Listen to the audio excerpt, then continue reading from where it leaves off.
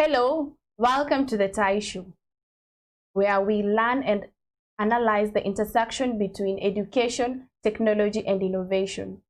Nelson Mandela once said that education is the only weapon that can change the world.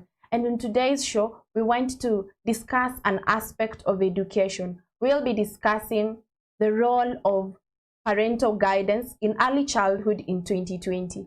I'm your host, Leah Mokeira, and joining us is our guest, Orpha Nyakundi. Orpha has done her bachelor's in education from Kenyatta University.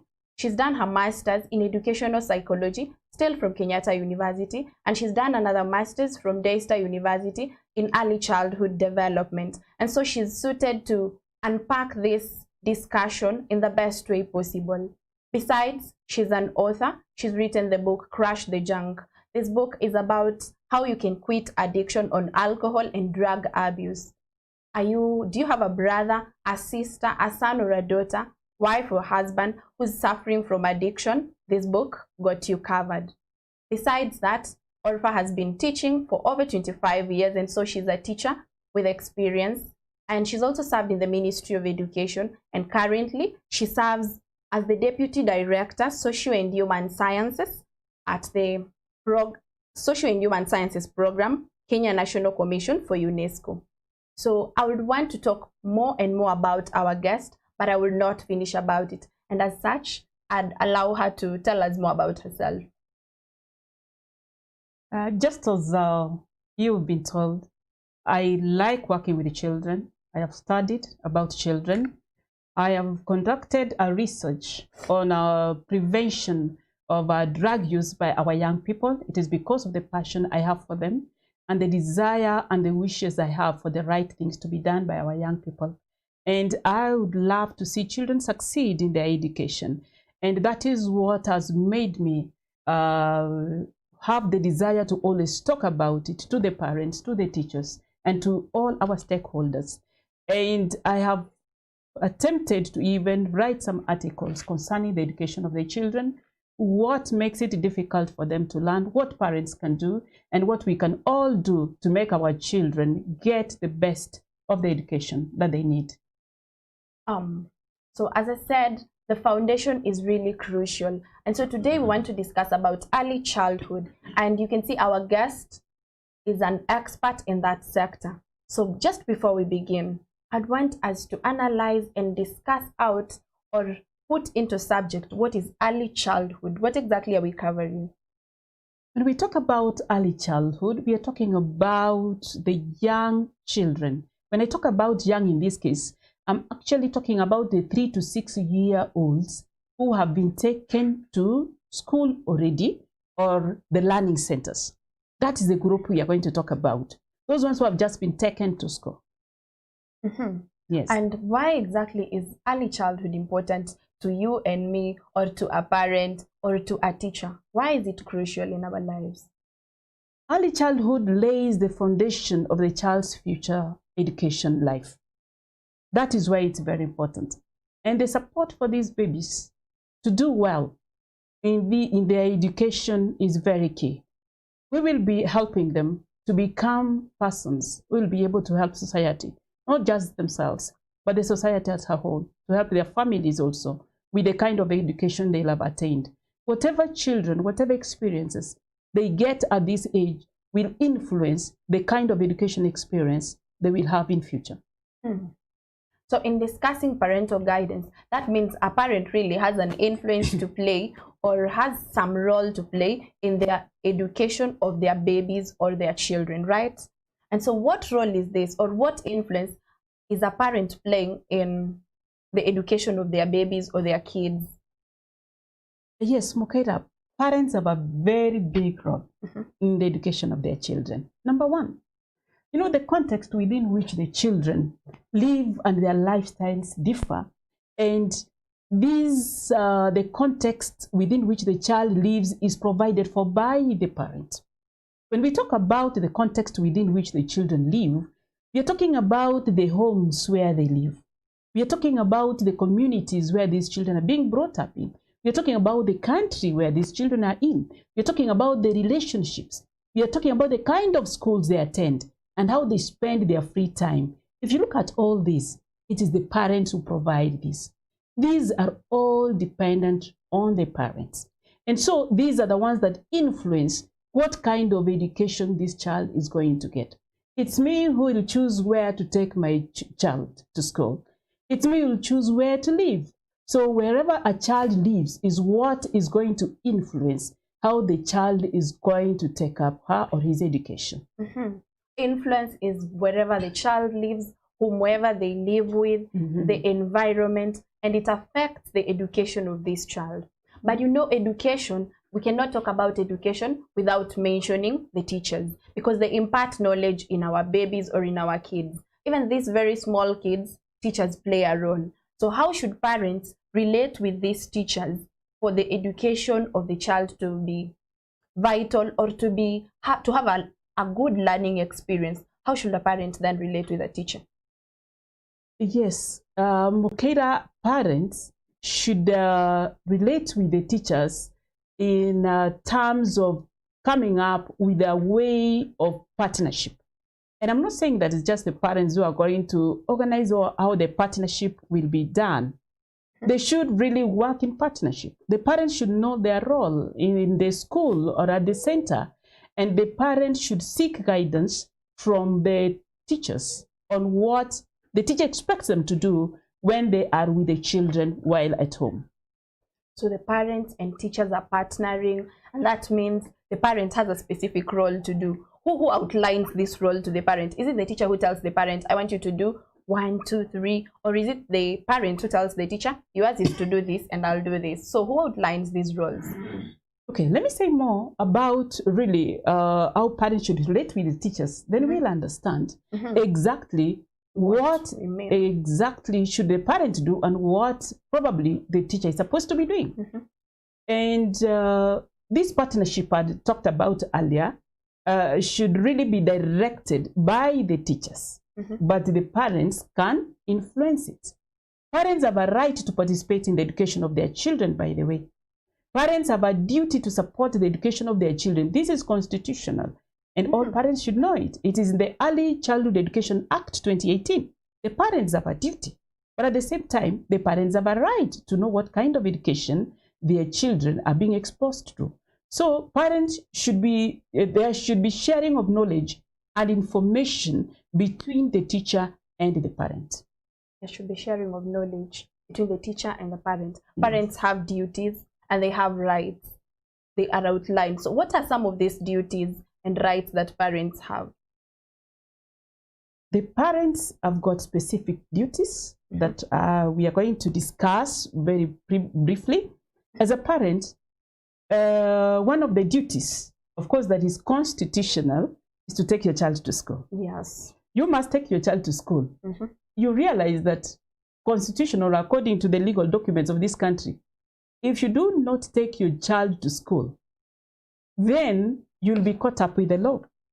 Children are supposed to be in school at the right age, and who is supposed to be responsible for this? It is the parent. And apart from that, the parents need to create an environment for learning. Parents with interest in the education of their children will expose their children to an educative environment. Intelligence has a strong hereditary component, but from research, parental stimulation, education while at home, the peer influence, all make a difference, and all these are from the parent. Parents need to show interest and talk to their children about school. And you realize that when cases where parents talk to their children about school, the children become very happy and they want to go more days to school. They like school because mommy or daddy likes school. Parents need to get involved in school activities.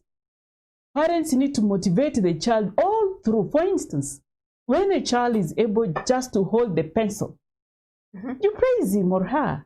Praise him for drawing some figure on the paper, even if it does not make sense. Encourage attempt this child makes so that you can encourage the child to know that school is good and learning is good. As a parent, you have a duty to motivate your children you have a duty to encourage them, you have a duty to take them to school, and especially the young ones, take them at the right age. It is a requirement. So these are all duties a parent needs to do. Yes. Are there rights a very small kid should enjoy? A kid of, say, 0 to 3 years or 3 to 6 years, as we've stated, we're talking about kids who've already begun school. So are there specific rights they should enjoy? Of course, they might not be knowing those rights because they're really young and they've not read the Constitution. But are there rights they should be enjoying? Yes, there are so many rights the children need to enjoy. And these rights are provided for, first, from the parents or guardian. Number two, the government. And because today we are talking about education, one of the rights that we must think about is that these children have a right to education.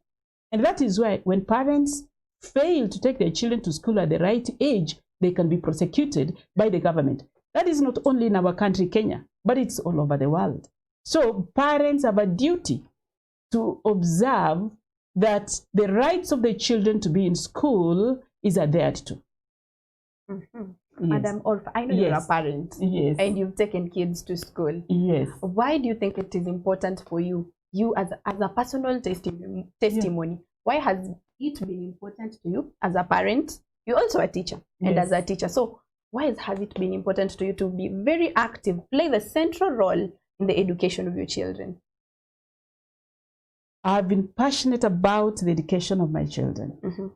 And I have learned a lot by being very active in terms of knowing what my children are learning at school and how my children are performing at school.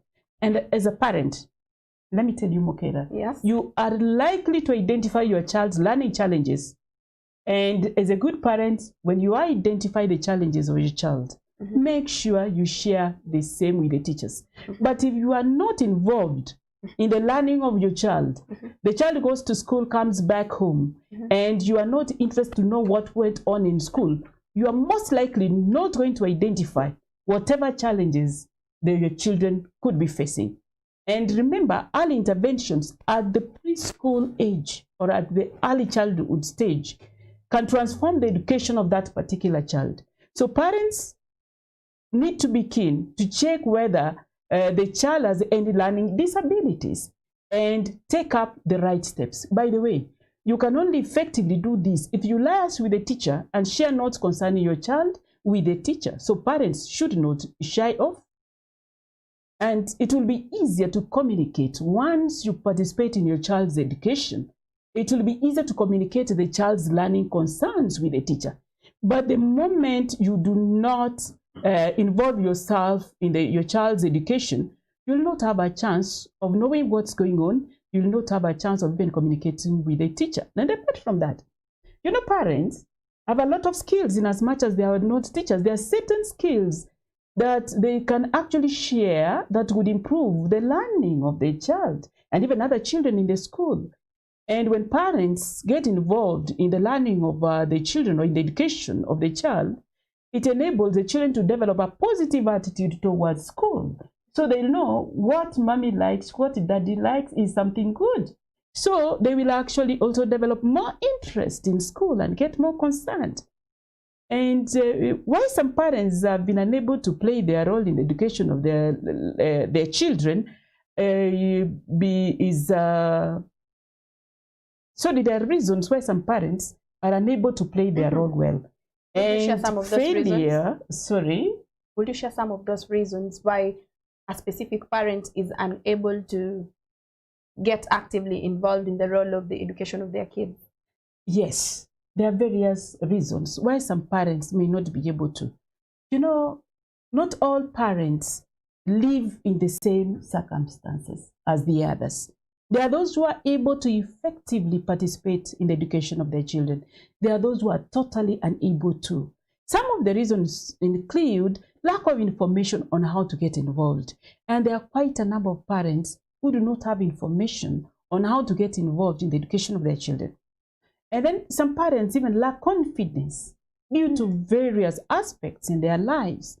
They may not have the courage to go and talk to the teachers. It all depends on the circumstances in which they are. At the same time, some parents don't have time.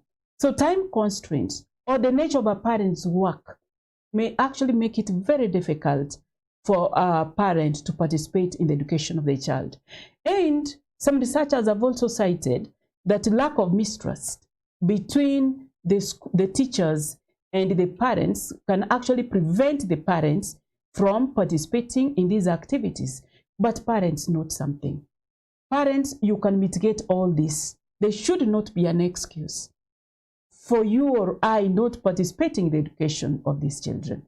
There is no shortcut to supporting your children in their education life. Parents, I hope you're getting this. It's time you crisscross your legs and get to hear wisdom on why you need to actively participate in the education of your child, especially when he or she is beginning, because when the foundation is right, then things would go right.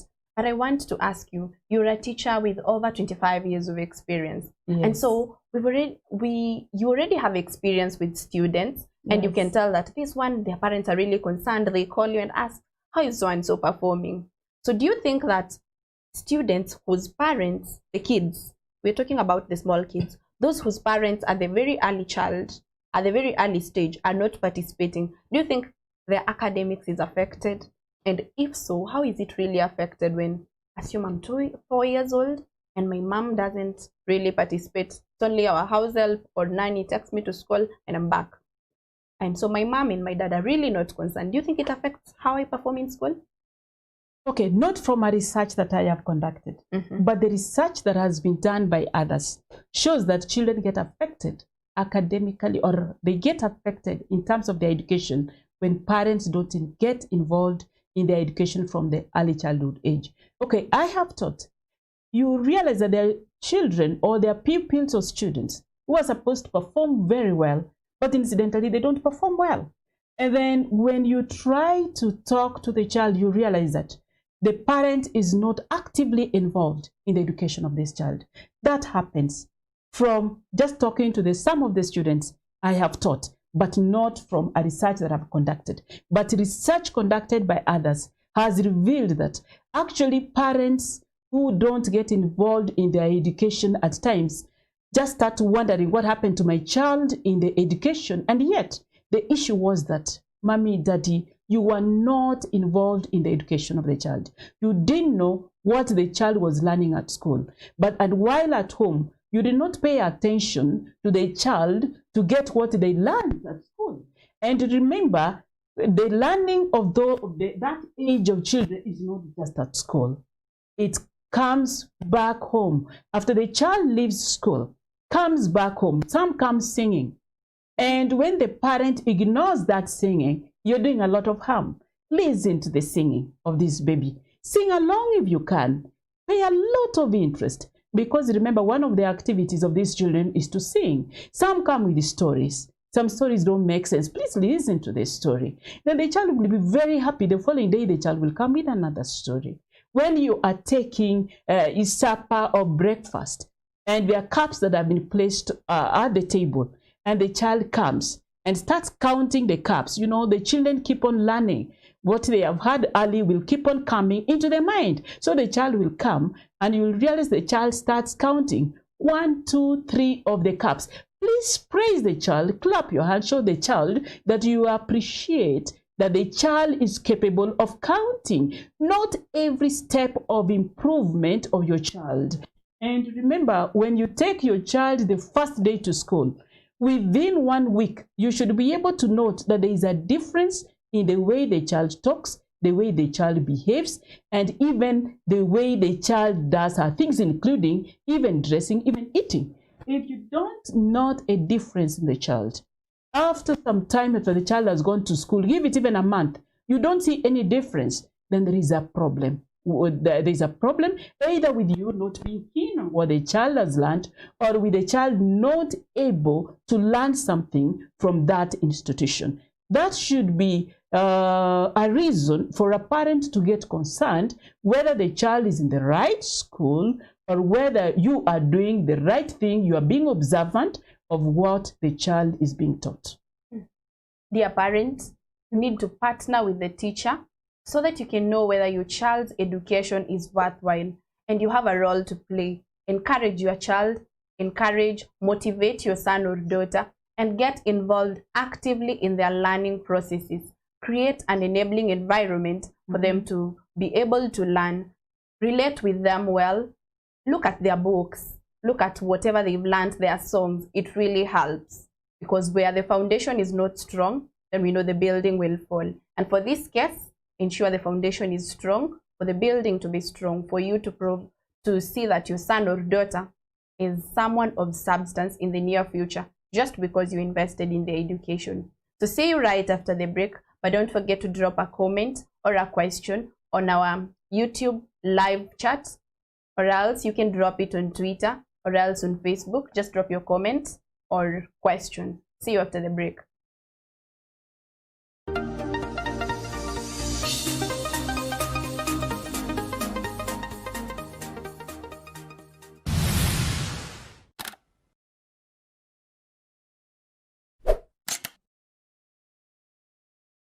Are you a lecturer? Are you a tutor? Are you an instructor? Do you wish to make learning efficient and effective?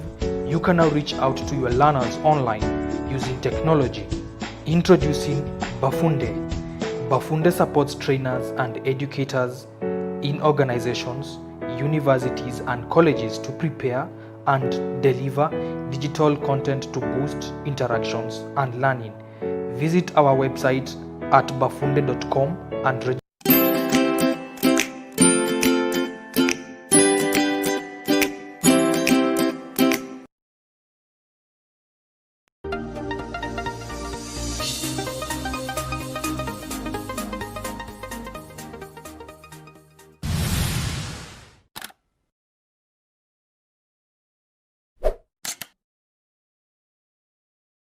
Are you a lecturer? Are you a tutor? Are you an instructor? Do you wish to make learning efficient and effective? You can now reach out to your learners online using technology. Introducing Bafunde. Bafunde supports trainers and educators in organizations, universities and colleges to prepare and deliver digital content to boost interactions and learning.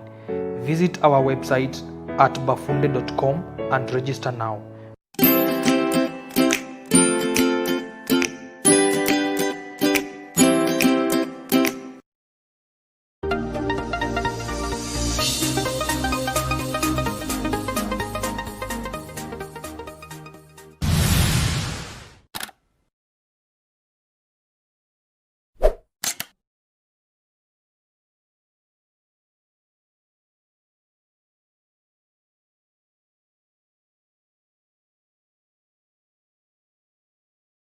Hi, welcome back. We are going to finish up on this topic. By now, we are going to discuss a different dimension that I, as a parent, I want to get involved in the education of my daughter or child at a very tender age. The question is, can I participate in teaching her? Can I actually take the books and start teaching her, showing how to draw squares, rectangles? Can I do that? Very good question. That has been asked by very many parents. Can parents teach the syllabus? Parents can participate in curriculum activities, but they should not teach syllabus content, even though they imagine they can teach it. They are not trained on how to teach that age, and they are not trained on how to deliver the syllabus content of the children of that age. This is because teachers are trained to be attractive socialization agents, an aspect that enables the children at that age comprehend what they have been exposed to. So parents, really, you are not trained teachers. We are not trained to teach that age. And in fact, it is not teachers trained to teach that age. You are best suited to teach those children because of the kind of training they get. And so as a parent, when you feel that you can teach, you may confuse the child. The way the children learn, are totally diverse. And these teachers are trained specifically on how to handle specific issues. And in fact, the teachers are even trained on how to use the materials that they have been provided with to teach. As a parent, I'm not sure whether you'll be able to use, or you have those materials in your house to be able to use them to teach the children the content that is in the syllabus. So my request would be, dear parent, do what the teacher guides you to do. And that is why we must partner with the teachers. We partner with the teachers so that they can guide us on what to do with the children in terms of extending the learning back home. So that should be our role. Children learn from discovery and exploratory kind of things. It's not confined to a classroom. But you've already said that they need to be taken to school for the teachers to teach them. So I keep wondering that the Kenyan system or the African system is we are confined in a classroom, and so the teacher will pass by teaching. So how do we get out of this cocoon so that we can learn to teach our small kids using exploratory means for their understanding to be better?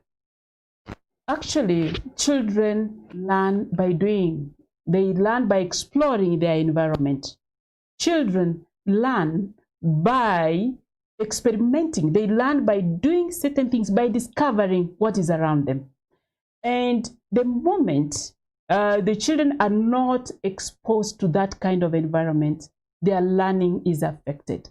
And you realize that there are so many reasons why so many countries are unable to offer the best environment for the learning of these children. Some of the reasons include poverty.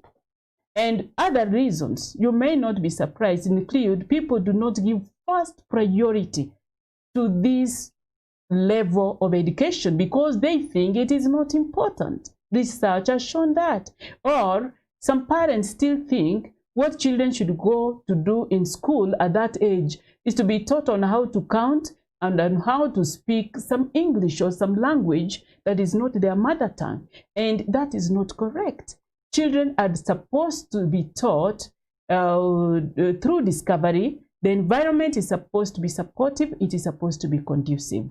If the school where you've taken your child to does not have those materials, dear parent, are you in a position to propose how you can get some of these materials for teaching? What help can you give to this school?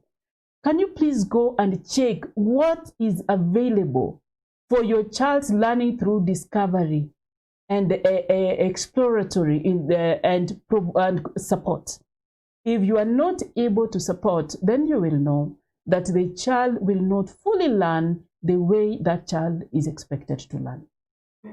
Most cheap schools are government schools.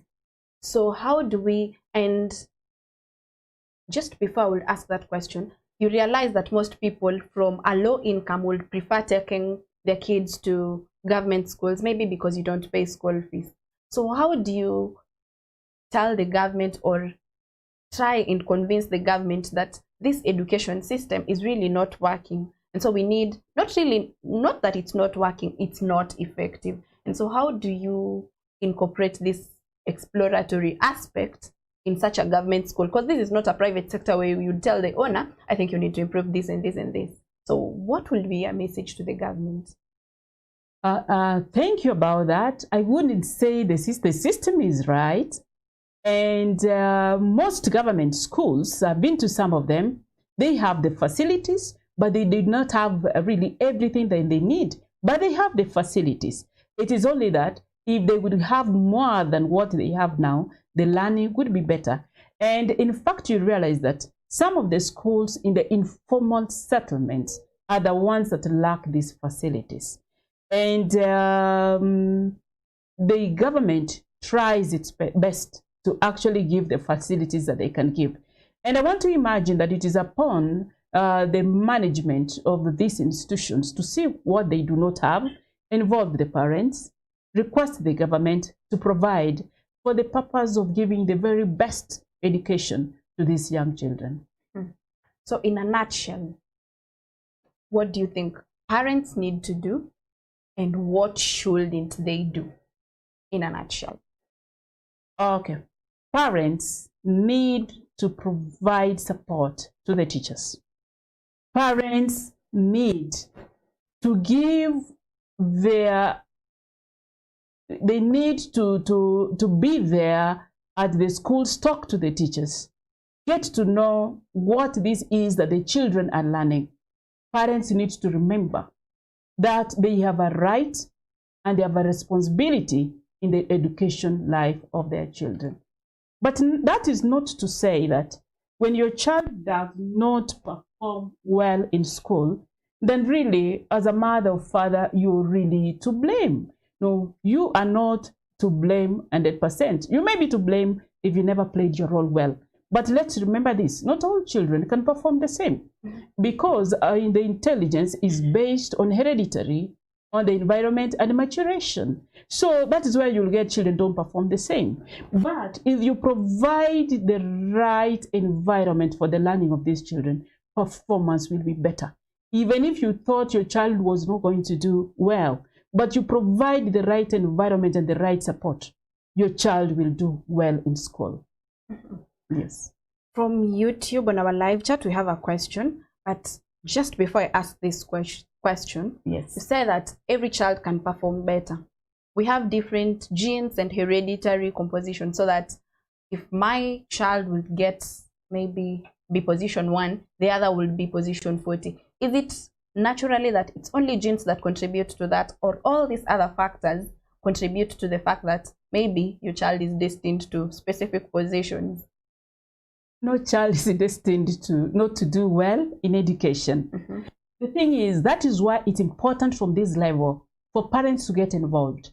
Get involved to know how your child is performing, at what level of understanding your child is at that particular level. If your child has a certain challenge in comprehending what is being taught, this should be able to be addressed. And you feel that this child needs a certain special attention at this particular age, you will be able to understand what it is. You should be able to deal with it. And not all children, not all of us are of the same intelligence. We are also different because of hereditary and because of the different experiences that we encounter. When I talk about experiences, I'm talking about the environment within which we live. And that is why what we can do, because we are not in control of what is inherited. We are not in control of that. But we're in control, parents, of the environment within which our children are getting the education from. It is upon me to take my child to this particular school that has got certain facilities where the child will learn correctly through exploratory and through discovering the environment within which the child is. If there is no environment, if there is no conducive environment for the child to learn through discovery, we do not expect any much difference in the education of that child. Yes. I want to take myself as a parent, and I have Yes. 2 kids. Yes. Say I have kid A and B, and kid A is my firstborn, and she really performed well in her childhood. They are from the same gene. Then kid B is really not working, and the environment has been the same. How do you advise such a parent not to demotivate this other kid by probably comparison that if you are like so and so, the better, but because you do this and this, you're like not so and so. So how do you advise a parent to stop a comparison at the bare minimum age of kids and telling them, I want you to do this, so they can appreciate the diversity in their babies or in their kids? Yes, parents need to appreciate the diversity in the learning of their children. The moment as a parent you start comparing your children, you say, this one does very well, you don't do well. Children, even if it's you've given birth to them, at the same time, you are bringing them within the same environment. The maturation rate is different. There's a lot of, there's a difference among all people. Even if they're your children, they are different. Take each child the way they are. Understand each child the way they are. When you go to schools, if they're in the same school, please don't listen to a teacher who tells you the brother or the sister does better. Do not allow that. You know what that will do to your child? You'll start making the child at that early age feel unworthy. You are killing the self-esteem of your child. The child will always know that I cannot perform in school. And removing that feeling from your child will be very, very difficult. prevent it. Don't allow it into your child. Back to our YouTube question, Cecil Zera asks, how can parents who haven't gone through formal education process be fully involved in the children's education? Oh my, it does not really need that you must have gone to school for you to be fully involved in the education of your child. Did you get what we said? What your role should be? When the child comes home, the child sings a song, and it is not you who sang that song to your child. Clap your hands, praise the child. Motivate the child. Motivate the child. And when your child is at the table counting, the child comes home with some new knowledge, with some new skill. Encourage that new skill. And at the same time, my dear parent, just walk to school, get information from the teachers, and cooperate with the teachers. Partner with the teachers. That is what we said. Your role is to partner with the teachers. Get the directives the teachers give and use them. And your child will be very happy. You know what? When children see their parents come to school, they get very, very excited. They know school is important because mommy or daddy came in. And dear parents, it's not just mummies, it's daddies and mummies who must be there for their children, for them to see sense in what education is all about. Irene Matindi from Facebook says she would want to hear more on homeschooling for children with limited access to internet and online learning opportunities. So what will you tell Irene Matindi? She wants to hear more about homeschooling for children with this kind of limited access to internet and limited online learning opportunities. Okay, Irene, that is a very good question, and trying to understand it, you've asked that question because of what we are going through currently. And I think parents now are forced to try whatever means are available so that their children can learn. Now, what I would tell you, Irene, is this. I don't really call that homeschooling. If you read further on homeschooling, you will get what it means. There are parents who may prefer to have their to teach their own children, to become their own children's teachers at home when school is still normally going on. That is really what we may refer to as homeschooling. But currently, Irene, when you're talking about you do not have maybe some technology means to have your children learn, and I think this is a government issue whereby there are many children who are not in a position right now to get information from their teachers because they do not have the gadgets that are supposed to be used for that.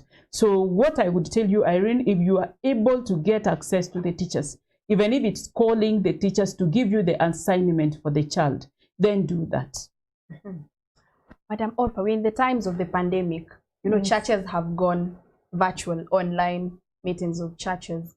We also seen universities have gone virtual, and maybe some primary schools and high schools. Does this apply to these early childhood kids? Is there a way they can be virtually taught in this time of the pandemic? Yes, I have seen online some teaching, but how are you going to teach this child at this age online? Are you going to use cartoons? Some, of course, use cartoons and pictures, but all those have their own limitations. They have their own challenges.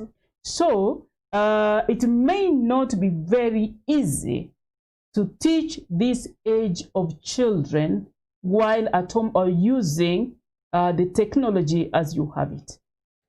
So my question would be, from now until schools are reopened, don't you think these children, the small kids, are going to stagger in their education? What advice would you give the parents to do now that the parents are going to spend more time with their babies or their kids than that time the teachers spent? So what will be your advice for this time of the pandemic? Let me tell you, Mukeda, if the child had already started going to school, whatever the child had already learned, the parents should continue with it at home. If it is counting, maybe 1 up to 5, the parent should always encourage the child. Continue with what had been done. You are not teaching, but you are encouraging the child to remember those songs that the child had started singing. Make sure the child does not forget them as a parent. As you're working with the child, as you're sitting somewhere, listen carefully to what the child is saying. Encourage the teaching or what the child had already learned. Make sure the child does not forget. Let the child not let the child continue remembering what had already been taught. Okay. Yes. So as a parent, you have a role to play. Ensure your kid doesn't forget all that she was taught. Try here and there, remind them. You're not teaching, but you're just reminding them. Yes. We have a question from YouTube. Olivia Mwembe asks, there has been a debate about homeschooling versus formal schooling. What's your advice for early childhood? Should it go to homeschooling or should it be on the other side of formal schooling? Thank you for that question. I think I've just talked about it. It's usually upon the choice of the parents. I know there are parents who would want to homeschool their children, and their parents would not want to do that.